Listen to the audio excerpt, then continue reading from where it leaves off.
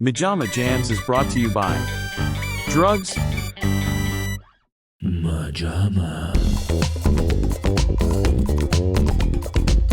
MaJaMa. MaJaMa. Free at last! Free at last! Thank God Almighty! Free at last!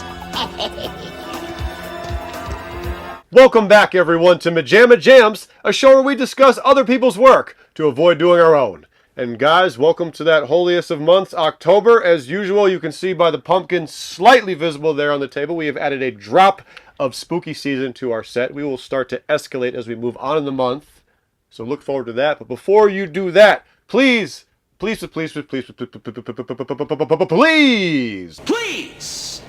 like, subscribe, comment, do something. We're living and dying by the algorithm. And our bad CGI werewolves episode on American Werewolf in Paris has actually caught a wave and is going up. But you know it's not any of the other ones. That can be changed by you. So guys, thank you for being here with us on the couch. And today we have done my first dive into an iconic horror franchise. It is not Freddy. It is not Michael. It is not Jason. It is not Chucky. It is not Art the Clown. It is not Leatherhead. It is not Ghostface. No, it is the second iconic role of Mr. Warwick Davis that he uses to pay his rent in the cold months of winter. The Leprechaun franchise, of which there are currently 7, possibly 8. We saw a shit-tastic one on YouTube that looked like it was made for $5 by my dad in a broom closet. That's what he does in his spare time, but not today. That was different, and you know it. Today we are doing the first of 2 entries of the franchise that take place in the Hood. It is the first one, Leprechaun in the Hood. It stars That's you putting that emphasis. It says it on the thing. No, it's in the... The second one has an H instead of an E, but there's still no D. This one is the. Yeah. Oh, forgive me. It's Leprechaun in the Hood. It's a movie about him working on cars. So, this is from 2000, Mateo? Yes. I was very interested in doing this one because I am obsessed with hip-hop culture. And oftentimes it comes found from out hip-hop. it existed 2 minutes ago. No, I always knew about it. So, you know, I feel like my life was changed by discovering the Z-grade movies. Stuff like The Asylum and the world that we entered into when putting out Bad CGI Sharks. And that kind of taught me a lesson. You talk about bad CGI sharks a lot, man. I signed a contract. I'm legally required to mention it once an episode. Oh. So it doesn't fade into obscurity. This is another lesson here that bad movies used to be movies. You would turn on the USA Network in the middle of a Saturday afternoon. They'd be playing Leprechaun in the Hood. And you'd be like, you know what? This is crap, but it feels like an actual movie. You were saying? Then we shifted into the sci-fi era, and those things were terrible. But as I say that, about halfway through, it got a little mediocre and meandering, and then by the end, I wanted to off myself. By the time we got to the 2 guys in drag... Damn, Post. You look good for real. No, you came back over there. I came back for a second. Reel this back in. But before we do all that, what's this movie about? Yeah, what is it about? Yeah, do tell. 3 aspiring hip-hop artists cross the path of a mega producer has become successful thanks to a magic flute he stole from a leprechaun. Don't ask. What? Did you say who has? Let's try it again. I don't remember. Yes. I forget things 2 seconds ago. 3 aspiring hip-hop artists cross the path of a mega producer who has become successful thanks to a magic flute he stole from a leprechaun. Don't ask.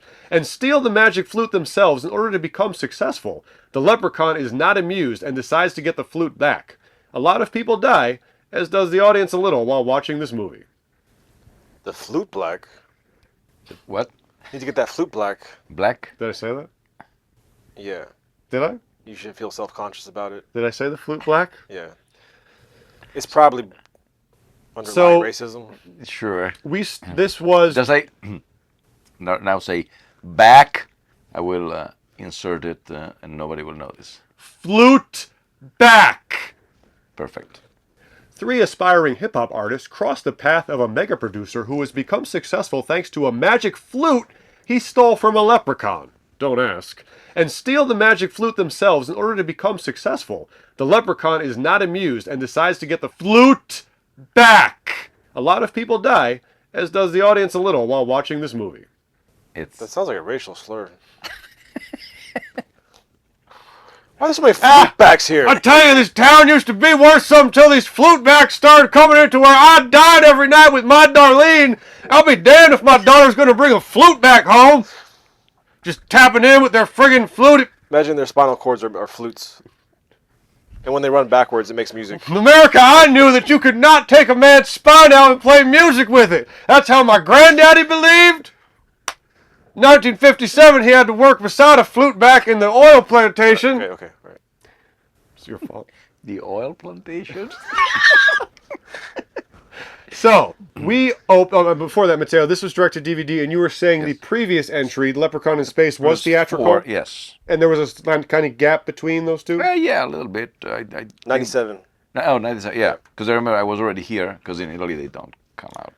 Truth be told, guys, as an avid hip-hop fan, I initially thought that this was released in the early 90s because the flows that our aspiring rappers use for most of the movie seemed very congruent to an early 90s sound and almost seemed anachronistic in this 2000 setting. And once again, man, it's 2000, which means it was probably filmed in 99. Yeah, but by 99 And it's we also were... the Leprechaun. It's also Yes, it's just a small little factoid. Somebody's gotta win, but somebody's gotta lose. Live your life right and good choices choose.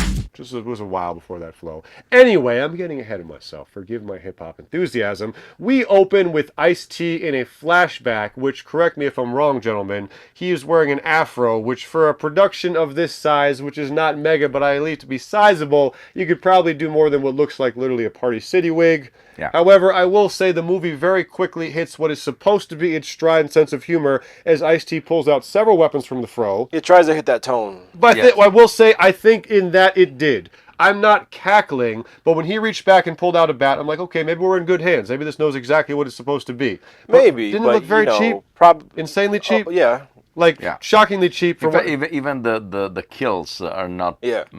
there were a couple chest reach-throughs that were Yeah, terrible. but still... What are we talking budget-wise There's here? only so much you could do with No. a little person, you know? Like, you can't be doing somersaults and jumping around like Yoda in Attack of the Clones.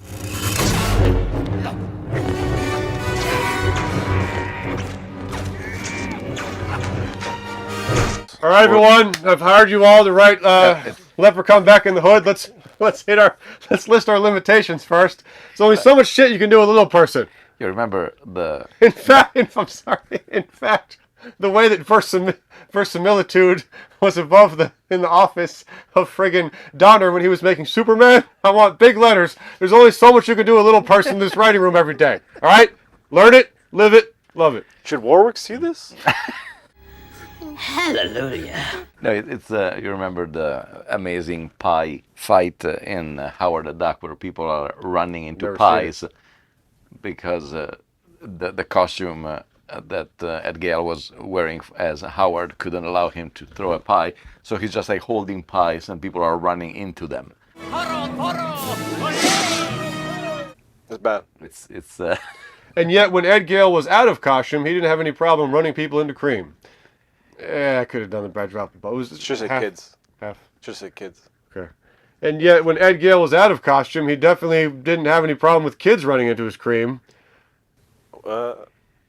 Let's just move No, on. some cream pie. In summation, Just Ed pie Gale instead of was cream. banging Yeah. kids. And the joke was that at some point, the semen probably got on them. Hey, I didn't do it, he did it. That's the bomb right there. The bomb? It's true, little people can't bend their arms like this, right?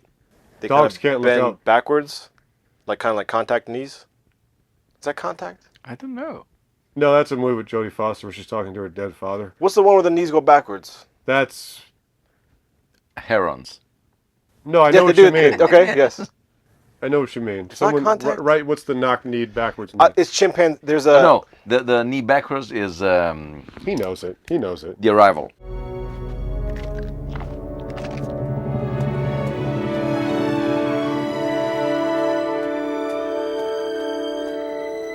Thank you. I've never seen it. I hear Charlie it's quite Sheen. good. Very I good. hear it's quite good. Second one, not so much. But I hear it's but The actually Arrival, surprisingly What's the good. movie with Amy Adams? Interstellar. No. There's a, No, there's The a, Arrival. The- No, that is just like Arrival, I think. It's just the...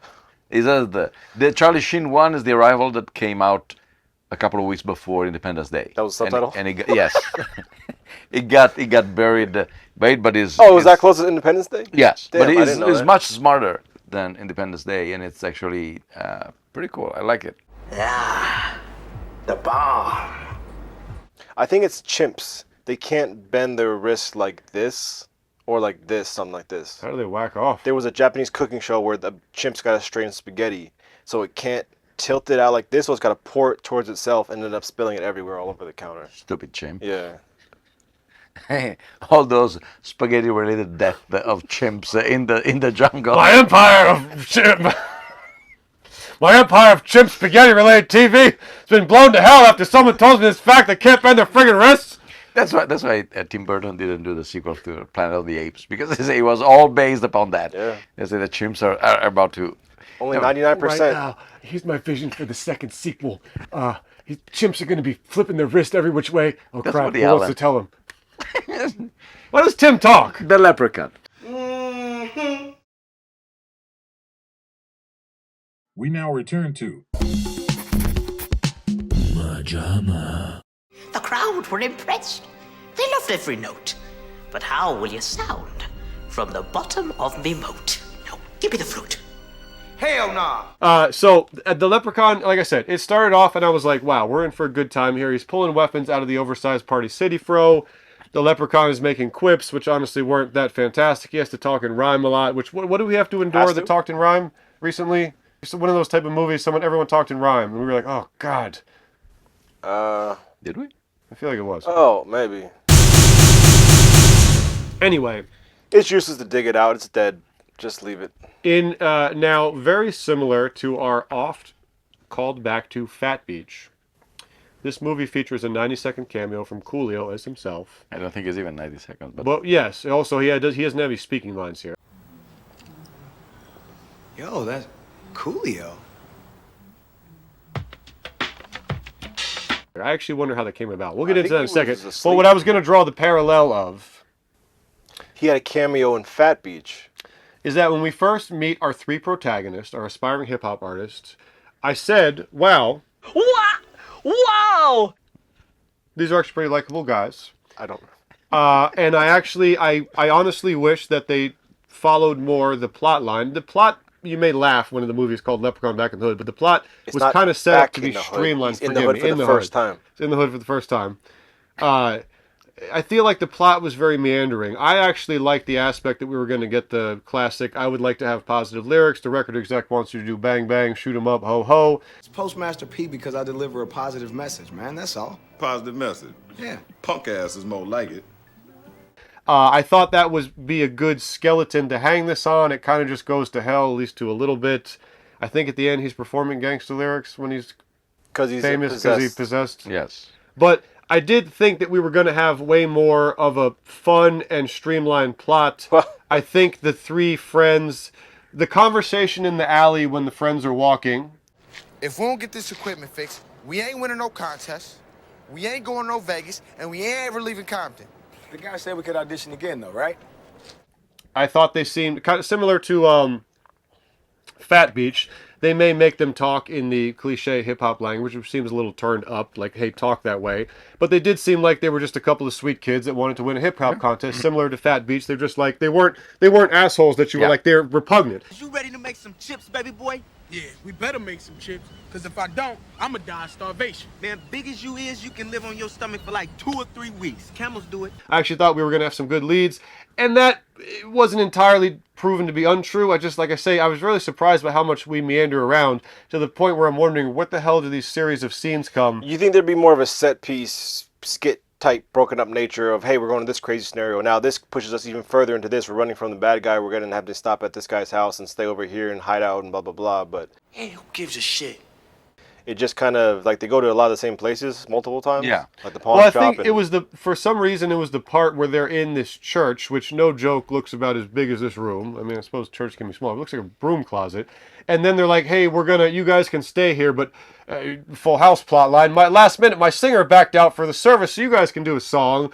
They fumble through the song with slightly misogynistic lyrics that make the old women upset.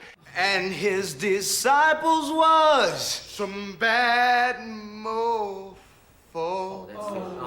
Until he plays the magic flute, and then they're hypnotized and like their song about misogynistic. Jesus. He said, if Christ doesn't like me, I'll get a hoe.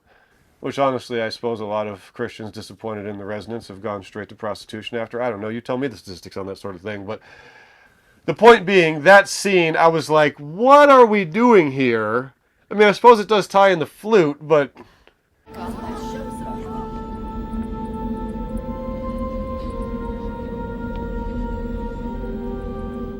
I don't know. I've been yapping. You haven't seen this before? No, I have. You both have seen this before? Yeah. What do you guys think? I was a little thrown off by the lack of streamline, even for this type of straight-to-DVD fare. It kind of... right? Drunken wanders a little when it could have been... Yeah. Just aimless. Yeah. I mean, you have your through line to kind of pull you through like they're just running from the Leprechaun. Yes. Well, I will say, Warwick... You just said you were going to shut up and let us speak! Sorry. Now you talking, motherfucker! But then you got to just pick it up then. Go with it. Go with it. Let's hear it. Now I'm not going to. All right, Mateo, what did you think the first time you saw this? The thing that... you recall the memory? Yes. Well, I remember the safe locked and the lock. Oh, yes, please highlight that. I love that little factoid. Get into that in a second. Hey, man, you know what? You just keep that lock safe. In a second. First I go with the main point. Okay. I like the three kids. They were pretty defined, even if two of them were, I don't say look alike, but they were a little, at least give a... Yeah, again, give it a little more distinct. The old dead heat girlfriend problem. But the thing that is weird is that, at least to me, for the value of the whole movie, the main protagonist, Postal Service P. And Postmaster P? Postmaster, what is that shit? He seems to be the righteous one and the one who wants to bring the clean words and clean message. We trying to send out a positive message. But at the end, he becomes a star by cheating, using the flute, and he goes to the dark side. Well, I think... I taught him everything he knows. That's just him possessed. Yes, but I mean, he is cheating the entire film with the flute. Yeah. So it's a bit weird as a... That's what I'm saying. That could have been a nice loose skeleton. You don't hang your stuff on that basic concept. I was actually excited. Show an actual corruption of him versus him being possessed at the end, you know? But actually, it would have been a little better... taken over by the power that the flute can just make anyone think he's good. Still, it would have been better if he would insert anything there. Yes. Now look, perhaps... if he would break from that spell and become famous on his own. I was going to say, perhaps I'm shooting too high, but the classic cliche of I would like to do a positive message, the record company wants the filth it sells. This label, we rap about Uzis, blowing motherfuckers' heads off. You know what I'm saying? Smack your bitch up. Shoot your motherfucking homeboy in the face type shit, alright? If you use that as a skeleton to tell a Leprechaun hip-hop story, and like Mateo says, you actually have the slightest character arc that the kid actually gets to make it at the end with his message of positivity, I know what you mean. I feel like there was a decent skeleton set up that we could have been more streamlined with. And again, that probably sounds funny when you're critiquing Leprechaun in the Hood, but I really felt like this meandered when it could have been pretty... Actually, I'm going to even double down. I'm going to say if you take the classic evil record label metaphor and you parallel it with how he's becoming possessed by the Leprechaun or something, I think there could be a... for its medium, potency here. Like I always say, Still Waiting is probably better and more funny than a direct-to-DVD sequel of Waiting should ever be. The bomb. Let's talk about our various set pieces. Yes. There are a few humorous scenes. They go to meet... What was the transsexual woman they found? Why did they go to her? And we thought we could stay at your place tonight and then we move on. But first we're going to need to set up our equipment, you know, Fontaine, so we can have rehearsal, though. I don't think it was transsexual. She was transsexual. It's a cross-dressing woman. Okay. She was Is that transvestite, not transsexual? Transvestite is someone who dresses up like a woman. So it was a man who drag. dresses up a woman. That's more of a performance. A transvestite would be like someone she lives that way. Either way, why... But she does want a surgery. You know, I have a little bit of help, so Miss Fontaine get her little operation. Yes. Okay, so let's say... How do they know her? Let's say the trans woman. So what I was going to say is, I don't know if I left the room where there was no explanation, but I know it's probably for cheap laughs, but how do 3 kids from the hood end up going to that person's... I mean, it could be a wacky neighborhood type character. But what did they say in the movie? I forget. Was it just... They don't. They just say we need a place to lay the low. person that they know, and they're looking for a shelter. Ooh, you know I like to get my groove on. I love me some company. Because seemed random. Traditionally, yeah, vaguely in these movies, the leprechaun is after something, and the first one is just like his pot of gold. Is that me gold? What the hell are you? And which is one thing that, if memory serves, they dropped it almost immediately in the other movies. One way to distract him, it was to throw him shoes. The leprechaun, traditionally, again, cannot... Who throws a shoe, honestly? Who throws a shoe? Honestly. Cannot ignore a shoe, and he has to polish it. So they were actually slowing him down because of that. There's a tradition, the Irish folklore.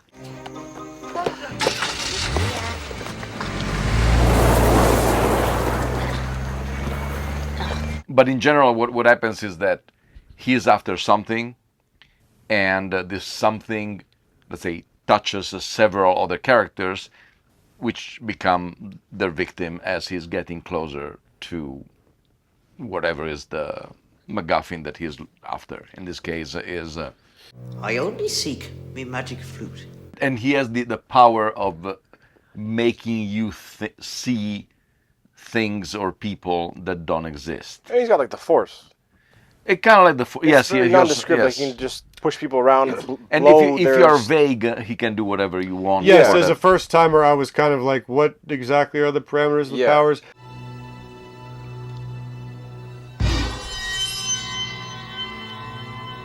Now, Matteo, for my Cribs notes, oftentimes in these mega horror franchises, we have a first entry that is genuine, a genuine film, a genuine awesome for the ages. One, for instance, the first Carpenter Halloween. Mostly, I feel like the first Friday the 13th. I'm sure people would say the first Freddy, absolutely, 1000%. You're telling me that in this one, there really is no first one from which there were diminishing returns. They're kind of all just schlock. Is that what you're saying? They're kind of all just schlocky and There's not one that's like like I said, usually the first mean, this movies, character just lends itself to that. Yes. Tongue-in-cheek. But I'm saying, I wouldn't watch the first one and be like, there's an uptick in quality from then we descended. It just kind of starts off on a... They're already goofy to begin with. And so... And also this is a part of that infamous series of horror movies in the late 90s that the fourth chapter was in space. There's Critters in space, there is a Hellraiser in space, Leprechaun in space, Jaws in space, no. Jason X. Jason X, well, that's a little Later further on. down, but yes. Fun fact, at one point, a gentleman on Twitter offered MaJaMa to direct Jaws in space. And I promptly said no, I'm not trying to do a second shark movie. Did they make it? Probably not. I'm sorry. We now return to MaJaMa. I'm here to claim me golden shillings. Now, give 'em back, or there might be killings. So, let's give a little bit more context to our story. Yes. No, pretty much the kids are running from set piece to set piece, trying to outrun the leprechaun and Ice-T, who wants the flute as well. He wants the flute back because he kind of able to the origin of his power. Yeah. Fuck, they got the flute. Okay, we gotta get that back or our party's over. And Leprechaun obviously wants it back too, because that's how he controls everyone. Yes. Although he's able to control a bunch of skanks from the club he breaks into in the beginning. Yes, no, he can control the people, but apparently the flute is something that he also wants. Yeah. Because of reasons. Now I'll take me flute and send you to hell. So eventually the guys find out that he's hypnotizing a bunch of ladies. Very thin for the hip-hop world. Very thin. It was a different time. I didn't like it. Different time. You know what, Matthew? You're White right. the director. Maybe. Who now they all have glowing green eyes because he has a spell over them.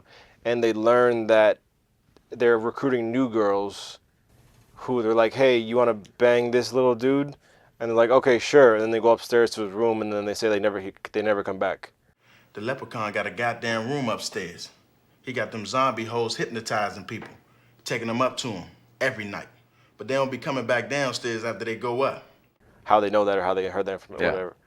So like, okay, what we need to do is infiltrate the Leprechaun's lair, get him to smoke this joint that's laced with shamrocks, 4-leaf clovers. Which should be gold. Yes, it's kind of like that. Like, all right, should be paper. gold. This is great, but like, you guys don't know how to rip that off the page and make it funny, make it. Yeah. And they're even Looney Tunes getting dragged. It's very Which so you the know, two remaining guys dress up in. Where the protagonist, again, Postal P, it's, I don't want to say plausible, but he tries. The other guy is just like with a gown, and that's it. Like he puts a tiara and it kind of pushes his hair back, but like you're not going to put Mateo makes a fantastic point. Here's why. You don't shave your goatee, you don't put on a wig. Yeah. Here's why. If you're going, first of all, I'm sorry. Why did he have the lights on? What was I don't know. Did we get a he freaking shows up reason with for that? He says, he's like, I have a plan, and he doesn't tell us why they're on. Yes. Yo, Post. It's all right, it's me. So here's why Mateo's point is great. Again, it comes back to my absolute all-time favorite discussion in movies, tone. So you can play that he looks that We're not blatantly. talk about tone again, are we? You can play that he looks that blatantly like a man with a goatee and everything. If your tone is proper, let's say a Looney Tunes-esque, a Mel, a goofy Mel, or even a Friedberg and Setzer, you guys have not established the proper tone. So again, when you say, hey, we've got to go undercover and drag to get into the hypnotized skank room to make the Leprechaun smoke a blunt filled with crushed up 4-leaf clovers. And that joint, forgive me, Matthew, thank you for the distinction, a joint filled with crushed up 4-leaf clovers, and that just hits as boredom, you have a problem with your movie. Yeah. There are certain scenes that should be, you are earning your place in the cult pantheon, we are screamingly entertained, and the fact that that scene reads as boring. I think because it's like, hey, this situation is funny enough to exist on its own. Yeah. We don't need to do too much. We don't need to write too much. We don't need to act too much. It's just a funny situation. That was the pep talk every morning. Stop Bring it in, guys. trying. All right, all of you guys have been acting. Let me tell you, in case you forgot, you're on the set of Leprechaun in the Hood. I'm trying to get to lunch fast, all right? There's some hot soup over there on the stove with plenty of hot sauce, just like y'all like. We're getting Mickey D's. It's pretty funny. You think? Is he a rapper? You think they would go in the hood first and then to space? Like you kind of jump the shark and then kind of reel it back. Yes. Instead, this one is again. Was space fun? That's what I'm saying. Is that I don't think you should have these Leprechaun movies in the hood in space and have an This is another interesting thing. Is that you think this is wrong? What's an example? What they've done is wrong. What's an example of this knocked out of the park? You know, what's an example of we're got to go and drag to fool him and get him to smoke a joint filled with 4-leaf clovers that's translating as you want it to? Bugs Bunny. But yeah, Bugs Bunny. 100%, you're correct. But I'm trying to think of more of Paddington. Dad and Paddington.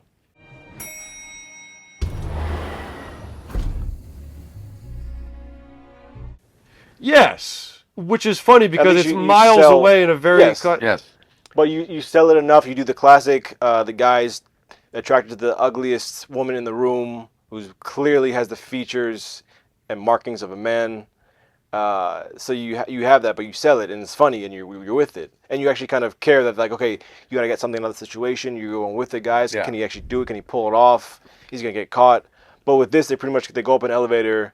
One of the dudes stays in the back, and the dude walks up to him like, you should kind of stay in the shadows, but you walk into the light. Mr. Leprechaun. Yo, Mr. Leprechaun. You pass in the joint. He smokes it. The 4-leaf clover shuts down his powers momentarily for literally like 5 seconds, because by the time they get back down to the elevator, it comes down. Yeah, and he has his powers back. Here's a tough question. And just very, very, very, very, very, very, very boring. Yes. Which was better, their in drag covert scene or the Wild Wild West one?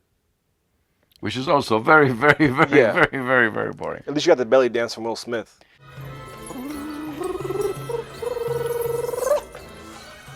I'll be out of here in just a second, Mr. President. Yes. Oh! You know he was enjoying it. This brazier is killing me. God, I forgot.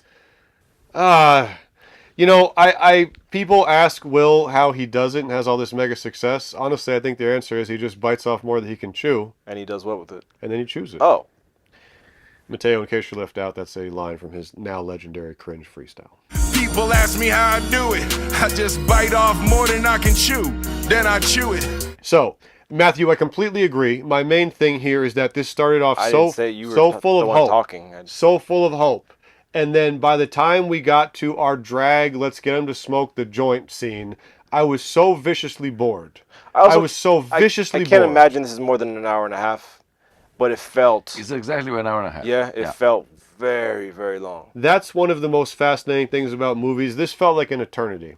An absolute eternity. An hour and a half. An eternity. Did you guys get any genuine enjoyment from it? Like I said in the beginning, I kind of started to, but it very quickly nosed As a off. whole, looking back, thinking about worst times in my life, I can be like, okay, that wasn't that bad. I appreciate the scene where they are all together, one master shot, and they didn't do any coverage, so they had to go with that. And, yes. Well, another thing. One of the actors said, "Hey man, you know what? You just keep that lock safe." Since they locked the Leprechaun in a safe, they say, keep that lock saved. And the subtitles say, keep that safe locked. And discuss. I mean, the lock is the most important part of the safe. Yes. You gotta guard the lock of the safe. You gotta keep the lock safe of the safe. Listen, I love stuff like this factoid, man. I love stuff like this factoid. Do you think that he simply just had the usual brain flippy flip and no one caught it? Yeah. It was this master. The scene is about almost a minute, and like they're gonna reshoot and reset. Yeah, exactly. They're not gonna do a two takes. Two. No. Do you know what movie you're on? Even if they're doing that coverage, what? Yeah, exactly. They're not gonna do a pickup just for that line. Listen, so you've done subtitles for many a movie. Do you believe that the gentleman was doing this and was like, oh, they flipped it, so I'm just gonna make the correct version for the subtitles? Yeah. I don't know why, but those little I love that. That little factoid is why I love this show. You know the Lep is the real OG. More? Of course. What about Warwick's rap? The Leprechaun will come back in Leprechaun Back to the Hood. Back in the hood. Or back to the hood. Is he going back or is he currently back? Matthew was right that Mateo said a movie with this title is going to have an obligatory Warwick rap. It did. You kind of hear it twice. It's... Right? You know, who gives a shit, honestly? You know... Is it so much to ask in life that I should watch this movie and then walk down the street just punching people in the face and then they say, why did you do that? I say, you need to know about Leprechaun in the Hood. You need to understand this experience is wild. Instead, I don't care if I recommend this to anyone. And that is a crime. Michael Ciano, who directed this. Forever a changed man. Well, in the movie, she wants an operation. So, yes. Miss Fontaine get her little operation.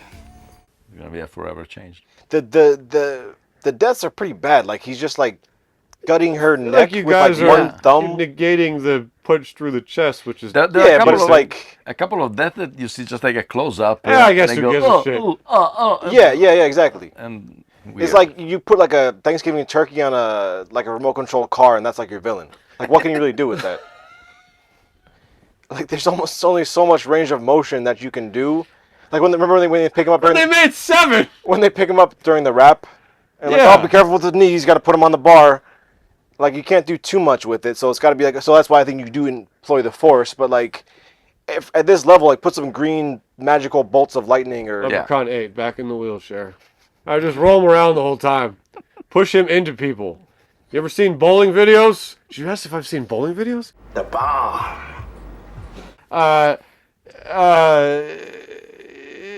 There was, I was gonna say the. Don't put that on me, no. I take zero responsibility for this entire. Lightning. It's done, right? It's been. No, that's what I was gonna say. On a final note, I'm going to actually couple this with Fat Beach because very similar. That I think the components were there to, yes, under the umbrella of a direct-to-DVD D-grade movie. the opponents are there to make something far more enjoyable. Yeah. I still remember to this day, 80 episodes later, how pleasant our two little back and forth leads and Fat Beats. Stop talking about so much about other movies when we're talking about this movie. Shut up! They haven't seen the episode. They're not going to watch the episode. They have no idea what you're talking about. You're just throwing references out there. Conrad is watching this. He's seen all of them. Mom is watching this. She's seen all of them. Paulo is watching. Referencing these things. We can't use them. You're just stretching out the time. So in synopsis. In synopsis? No. In synopsis, I feel like there's a lot of waste of potential, and we're water sliding into expressing our feelings by throwing these pieces of paper. What am I throwing? You know what?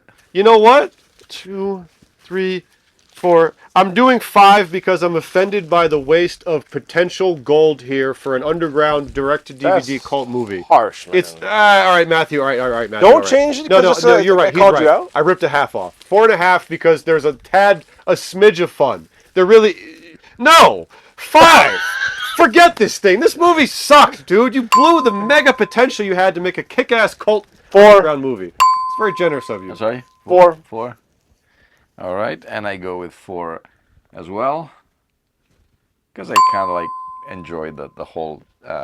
Looking back on it holistically. Yes. It's still...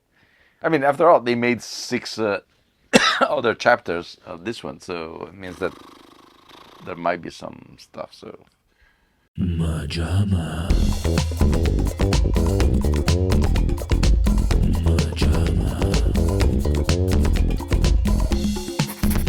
Well, guys, have you seen the Leprechaun franchise? Do you have a favorite entry? Are you still awake? I think I'm looking at the wrong camera. But listen, guys, it is October, and we love this time around here. Once again, please, if you haven't done so already, hit like, hit subscribe, leave a comment about the things we said, interact for Jesus' sake. Don't bring him into this. And we'll be back next week in all of October with some other spooktacular movies. Who knows what they're going to be? Maybe one will feature Carlo Rambaldi.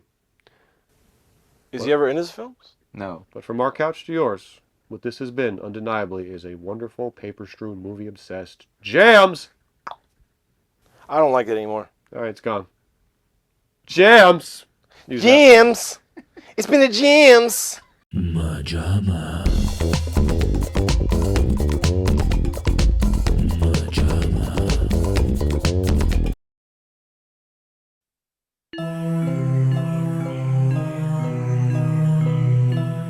In this house, or in this house, or in this who gives a shit. Next spooky season, a new creature will terrorize you. You'll lose your neck. You'll be fried. You'll be stuffed when you'll meet. Come on, let's burn it down right now!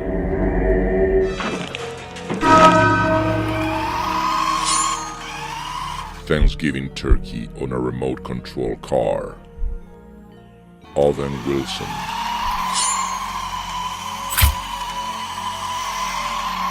Crisp Glover.